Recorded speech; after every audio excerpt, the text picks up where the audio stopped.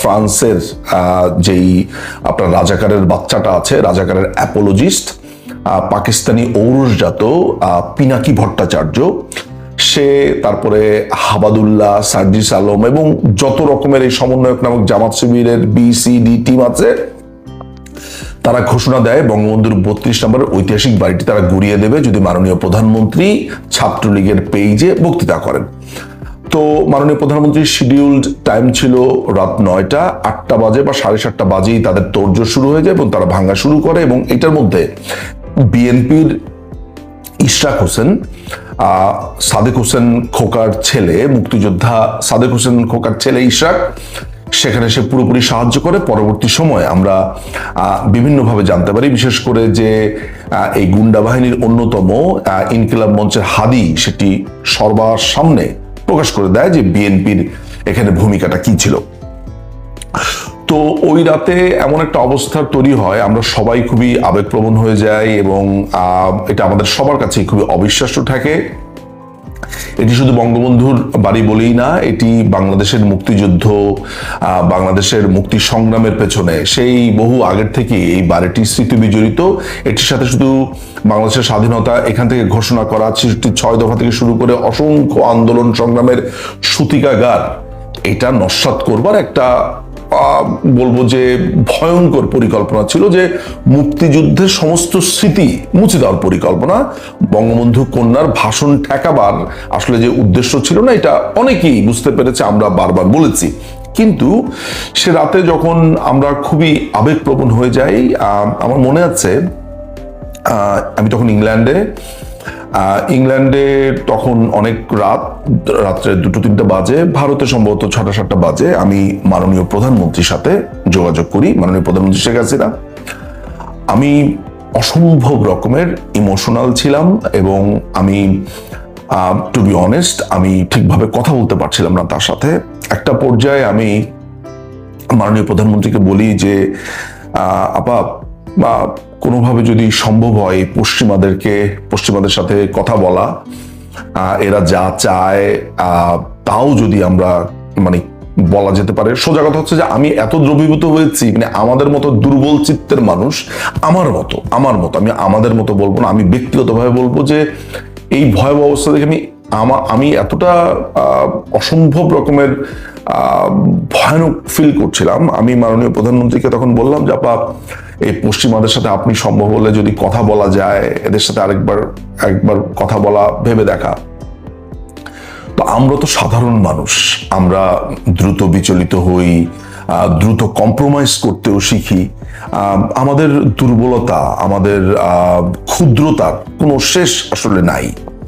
কিন্তু আমি ভুলে গিয়েছিলাম, আমি কথা বলছিলাম বঙ্গবন্ধু কন্যা শেখ হাসিনার সাথে। যদি বঙ্গবন্ধু হয় পুরো একটি দেশ, সেই দেশের সর্বোচ্চ পাহাড় বঙ্গবন্ধু কন্যা, তার বড় কন্যা শেখ হাসিনার সাথে। আপা আমাকে তখন বললেন যে তুমি একটু ঠান্ডা হও। আমাকে তিনি ঠান্ডা হওয়ার জন্য একটু সময় দিচ্ছিলেন, কিছু সেকেন্ড। তারপরে তিনি আমাকে যে কথা বললেন, আমি ফোনের এই পার থেকে আমার কান্না ঝরছে আর আমি নেত্রীর কথা শুনে যাচ্ছি। নেত্রী আমাকে বললেন, আমাকে কত দোষে অভিধা দেওয়া হয়, কত রকমের তকমা দেওয়া হয়েছে, আমি সমস্ত কিছু মাথা পেতে নেই, আমি চুপচাপ শুনি, আমি শুনতেই থাকি। আমি আমার নিজের ভাষাতে বলছি আপার যে কথাগুলো।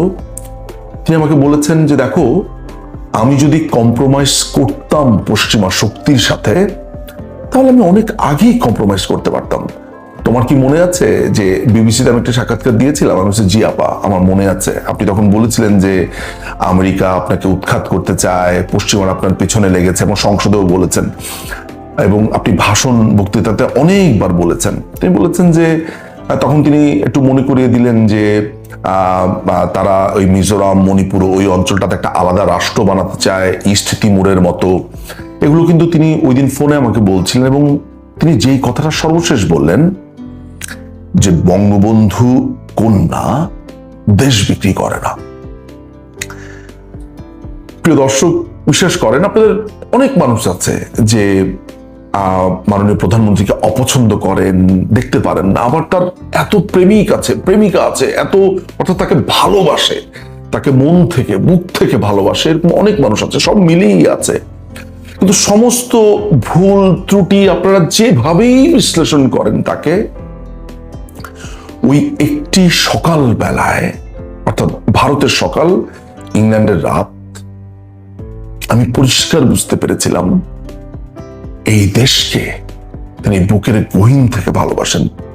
তিনি বলেছেন যে এই বাড়িটি তো শুধু আমার নয় বা আমাদের স্মৃতি বিজড়িত নয়, এটি তো তোমাদেরও, এই বাংলাদেশের মানুষ।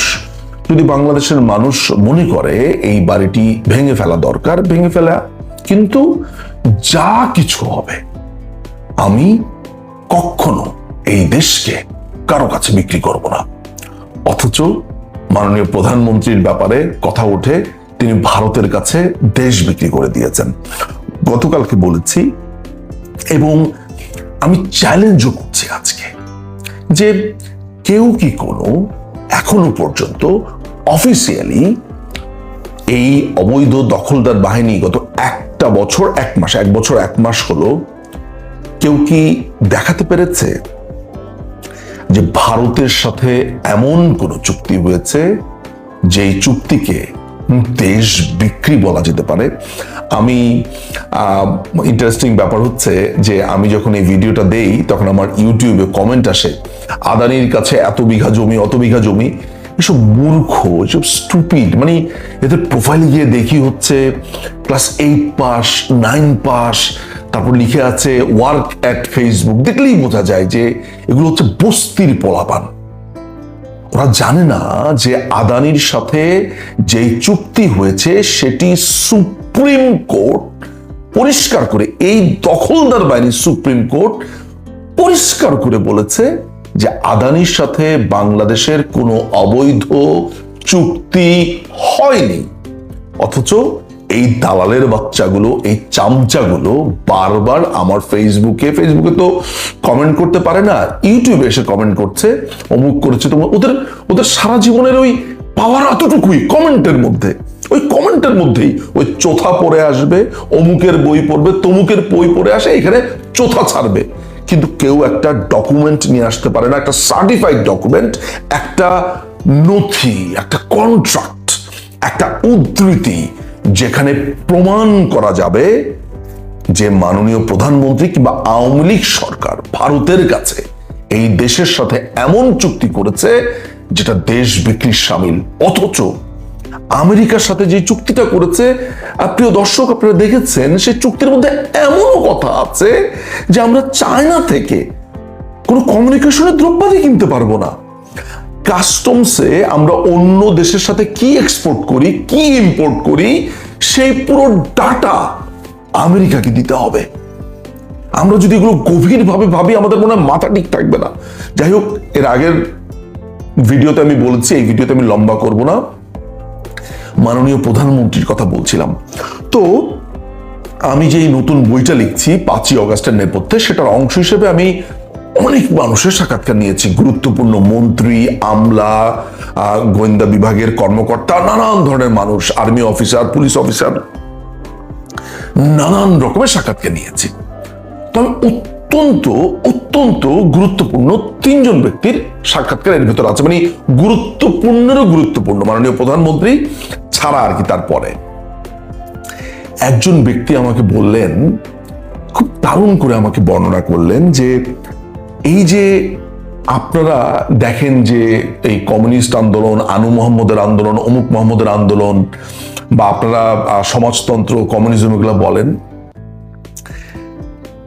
মাননীয় প্রধানমন্ত্রী শেখ হাসিনা সত্যকার অর্থে এই যে সাম্রাজ্যবাদ বলে চিল্লায়, মাননীয় প্রধানমন্ত্রী হচ্ছে সেই মানুষটা যিনি সত্যকার অর্থে এই সাম্রাজ্যবাদ বিরোধী একজন মানুষ। এই কারণে পশ্চিমারা তার উপরে খ্যাপা। মাননীয় প্রধানমন্ত্রী কিন্তু অসম্ভব রকমের মধুর ব্যবহার করেন আমেরিকার সাথে, ভারতের সাথে, চায়নার সাথে, এমনকি পাকিস্তানের সাথেও কিন্তু মানে হয়তোবা আমাদের নানান ধরনের ব্যবসা বাণিজ্য বন্ধ ছিল, কিন্তু মাননীয় প্রধানমন্ত্রী কিন্তু কোনো শত্রুতার সম্পর্ক কারোর সাথে করেননি। কারণ বঙ্গবন্ধুর কিন্তু একটা নীতি ছিল, কারোর সাথে শত্রুতা নয়, সবার সাথে বন্ধুত্ব। তো মাননীয় প্রধানমন্ত্রী একচ্ছত্র আধিপত্য এই বাংলাদেশে হতে দেন নাই। তো এই প্রসঙ্গে ওই ভদ্রলোক আমাকে বলছিলেন যে নিঝুম সাহেব, আপনি জানেন যে বঙ্গোপসাগরে 15টার মতো ব্লক আছে এই এলএনজি উত্তোলনের জন্য। প্রধানমন্ত্রী কিন্তু এককভাবে এগুলো একটা দেশকে দেয়নি, বা সবকিছু আমেরিকা পাগলের মতো হয়ে গেছিল, প্রত্যেকটা ব্লক তাদের চাই। তিনি এই ডিপসিতে দেননি।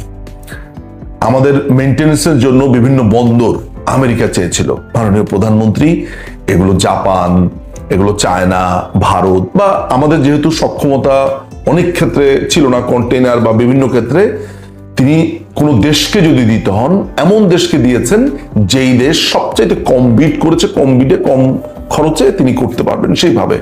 এর কারণ হচ্ছে তিনি বাংলাদেশে একটি সুনির্দিষ্ট দেশের কোনো আধিপত্য তৈরি করতে দিতে চান নাই।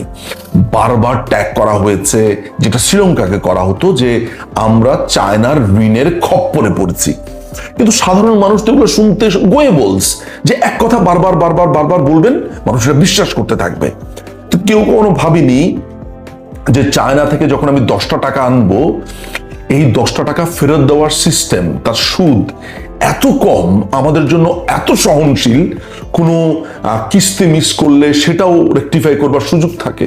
কিন্তু আমেরিকা কিন্তু তার থেকে যদি আমি লোন আনি, সে আমাকে লোন, প্রথমত লোন দিতেই চায় না, সে বিভিন্ন জায়গাতে আটকে রাখে এবং চড়া সুদে তার থেকেই আমাকে ইট কিনতে হবে, তার থেকে আমাকে এইটা কিনতে হবে, ওইটা কিনতে হবে। তো তখন তিনি যেটা করেছেন, চায়না থেকে লোন এনে এই ইনফ্রাস্ট্রাকচার গুলো করেছেন। ভারতের ব্যাপারে আসি। আমাকে আরেকজন ডিপ্লোম্যাট, আপনারা নাম শুনলেই বলবেন আরে এই ভাইয়ের কথা বলছে, মানে উনি যথেষ্ট পরিচিত একজন মানুষ। সেই ভদ্রলোক আমাকে ব্যক্তিগতভাবে বলেছে যে ভারতে তিনি যখন যেতেন, আমি নিশ্চিত আজকে ভারতীয় হাই কমিশন কিংবা ভারতের কোনো গোয়েন্দা কর্মকর্তা বা যে কেউই দেখেন না কেন, উইথ ডিউ রেসপেক্ট, মাননীয় প্রধানমন্ত্রী কিন্তু বাংলাদেশকে সবার আগে বিবেচনা করতেন। ভারতের অনেক কর্তাব্যক্তিরা একটু বিরক্ত হতেন যে উনি এত রিজিড কেন, এত এরকম বন্ধুরাষ্ট্র এত রিজিড করে উনি কন্ট্যাক্ট করতে চান কেন। মাননীয় প্রধানমন্ত্রীকে কিন্তু, এটা সত্যি কথা, তার এই বোল্ডনেসের জন্য সবাই খুব শ্রদ্ধা করতেন, যে তিনি দেশটাকে কিভাবে আগলে রাখছেন। এবং ভারত সবসময় বাংলাদেশের প্রতি একটা ব্যাপারে ভয়ানক রকমের প্লিজড ছিল, যেইটার কারণে আমাদের এই ভারত বিদ্বেষী অংশ বারবার আপনার গুজব ছড়া যে ভারতকে সব দিয়ে দিয়েছে। আজকে আমি এই সত্যটা বলি। সত্যটা হচ্ছে যে ভারত বাংলাদেশের বর্ডারে আওয়ামী লীগ আমলে এই সন্ত্রাসবাদকে এমন ভাবে নির্মূল করা হয়েছে, অসংখ্যবার ট্রাই করা হয়েছে যে ভারতের বর্ডারে গিয়ে একটা কেওয়াজ লাগানোর জন্য। সন্ত্রাসবাদী হামলা মিজোরামে, আপনার মণিপুরে, নানান জায়গাতে, এবং বর্ডার প্রচন্ড স্ট্রিক্ট করা হয়েছিল।